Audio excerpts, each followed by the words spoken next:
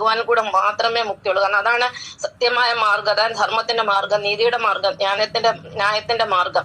അപ്പൊ അതിൽ കൂടി യേശുവിൽ കൂടി രാമനിൽ കൂടിയും കൃഷ്ണനിൽ കൂടി ഇനിയും കൽക്കിയിൽ കൂടി മാത്രമേ മുക്തി ഉണ്ടാവുള്ളൂ. അതായത് വിഷ്ണു അവതാരങ്ങളിൽ കൂടി മാത്രമേ ലോകർക്ക് മുക്തി ലഭിക്കുകയുള്ളൂ. ഇനിയും 19-ാമത്തെ രണ്ടുപേർക്കും വളർത്തച്ഛൻ ഉണ്ടായിരുന്നു. 20-ാമത്തേത് രണ്ടുപേരും സംഗീതപ്രിയരായിരുന്നു. ശ്രീകൃഷ്ണ ഭഗവാൻ അവിടെ പള്ളിയിലൊക്കെ പോകുന്ന എല്ലാവർക്കും അറിയാം. യേശുക്രിസ്തുവിന് സംഗീതപ്രിയം ഉള്ളതുകൊണ്ടാണ് പള്ളിയിലൊക്കെ കൊയർ സംഘങ്ങളും ഒരുപാട് പാട്ടുകളും ഒക്കെ ക്രിസ്തു മതത്തിലുള്ളത്.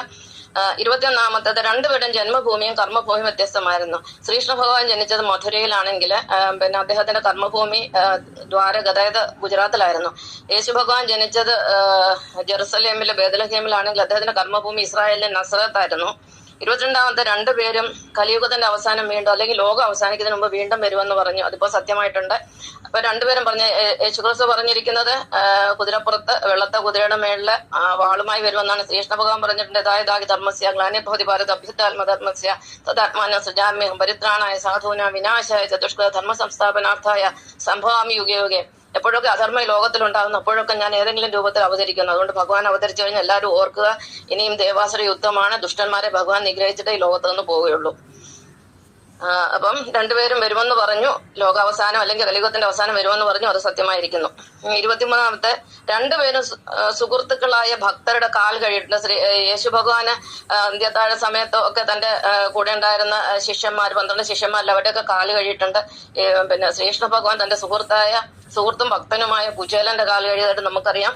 ഇനി 24-ാമത്തെ രണ്ടുപേരിലും ക്ര എന്ന അക്ഷരമുണ്ട്. ക്രിസ്തു കൃഷ്ണൻ, രണ്ടും ക്രായിലാണ് തുടങ്ങുന്നത്.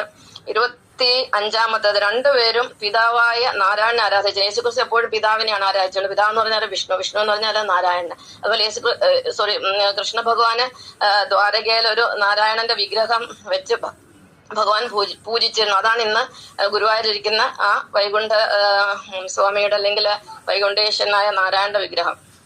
26-ാമത്തെ സമാനത എന്ന് പറഞ്ഞാൽ രണ്ടുപേരും കൊല്ലപ്പെടുകയാണ് ഉണ്ടായത്. യേശുക്രിസ്തുവിനെ ക്രൂസിഫൈ ചെയ്ത് നമുക്കറിയാം. അതുപോലെ കൃഷ്ണ ഭഗവാനെ ഒരു കാട്ടാളന് തന്റെ അമ്പിനാല് കൊല്ലുകയാണ് ഉണ്ടായത്. ഇതാണ് ഇവർ തമ്മിലുള്ള 26 സമാനതകൾ. ഇതിൽ നിന്ന് എന്താണ് മനസ്സിലാക്കുന്നത്? യേശുക്രിസ്തുവും ശ്രീകൃഷ്ണൻ ഒന്ന് തന്നെയാണ്. ഇവര് യേശുക്രിസ്തുവിന്റെയും കൃഷ്ണന്റെയും രാമന്റെയും ഭക്തന്മാരാണ്, ഭൂമിയിലെ ദേവന്മാര്. ഈ ഭൂമിയിലെ ഈ ഭക്തരെ എടുത്തു കഴിഞ്ഞാൽ കറക്റ്റ് 33% ആളുകൾ ഉണ്ടായിരിക്കും.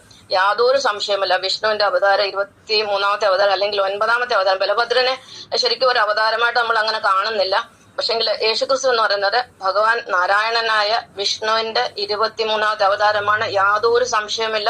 ഇത് 100% ഇതിന് പ്രൂഫ് എന്ന് പറഞ്ഞാൽ പ്രൂഫ് നിങ്ങൾക്ക് എഴുതി കാണിച്ചു തരാൻ പറ്റത്തില്ല. പക്ഷെ